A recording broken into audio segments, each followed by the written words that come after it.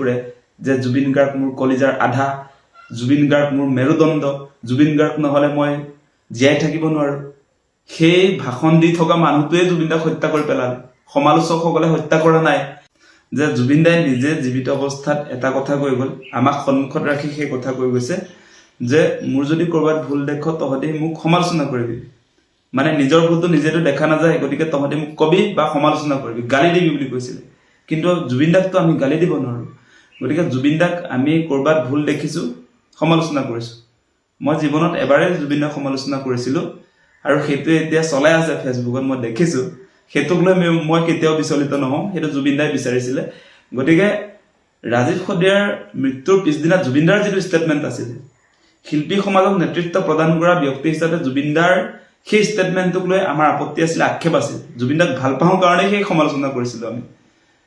জুবিন দাই গণশিল্পী ৰাজীৱ সদিয়াৰ মৃত্যুৰ পিছদিনাৰ যিটো ষ্টেটমেণ্ট, সেইটোক লৈ কেৱল মইতো সমালোচনা কৰা নাই, সকলোৱে সমালোচনা কৰিছিল আৰু সেই সমালোচনাৰ প্ৰয়োজন আছিল।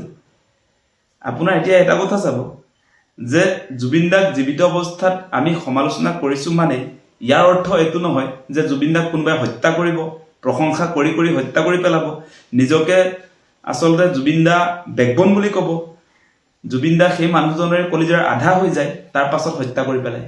শ্যামকানু মহন্তৰ কথা কৈছো, তেওঁতো কোনোদিনে আমাৰ নিচিনাকৈ সমালোচনা কৰা নাছিলে। গতিকে হত্যাকাৰীৰ লিষ্টত থকা মানুহবিলাক সমালোচক নে আচলতে প্ৰশংসা কৰি থকা ব্যক্তি? জুবিন দাৰ আটাইতকৈ আপোন মানুহবিলাকে জুবিন দাক খতম কৰিলে নে নাই, সেই কথাটো আপোনালোকে বিবেচনা কৰক। গতিকে এনে হাৱাত সমালোচনা কৰিবলৈ নাহিব। আপোনালোকৰ সমালোচনাই আমাক শক্তিহে দিব, আপোনালোকে নিজে নিজে উফৰি যাব। জুবিনৰ মতে চলিম আমি, আপোনালোকৰ মতে কিয় চলিম বাৰু? আপোনালোক হৈছে জুবিন দাৰ শত্ৰু, সমান্তৰালভাৱে গোটেই অসমীয়া জাতীয় জীৱনৰ কাৰণে শত্ৰু। গতিকে এই মুহূৰ্তত আমাৰ মূল কথাটো হৈছে যে আমাক জুবিন দাৰ জাষ্টিচ লাগে।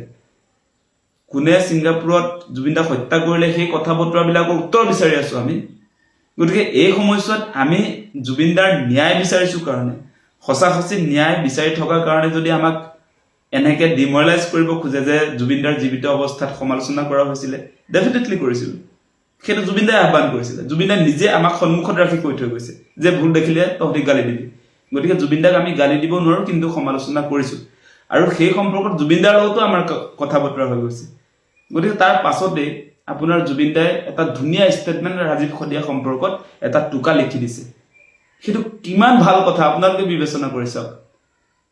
গতিকে জুবিন দাৰ আমাৰ মাজত কোনো ধৰণৰ আচলতে মতানৈক্য নাই, কোনো ধৰণৰ ক্লেশ নাই।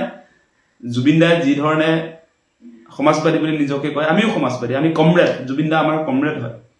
গতিকে এই হিন্দুত্ববাদীবিলাকে, বিজেপিৰ চেলা চামুণ্ডাবিলাকে, এই যিবিলাকে আচলতে দৈনিক এটা সাম্প্ৰদায়িক বিষবাস্প সমাজত বিয়পাই থাকে, সিহঁতৰ মতে আমি নচলো, আমি জুবিন দাৰ মতে চলিম।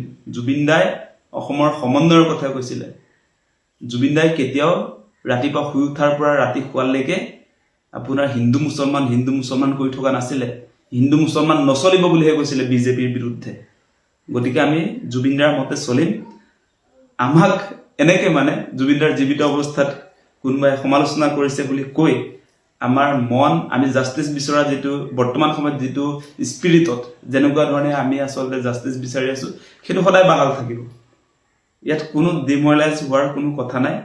নিজে নিজে যিবিলাকে আচলতে আমাৰ বিৰুদ্ধে ষড়যন্ত্ৰ কৰিব, নিজে নিজে উফৰি যাব।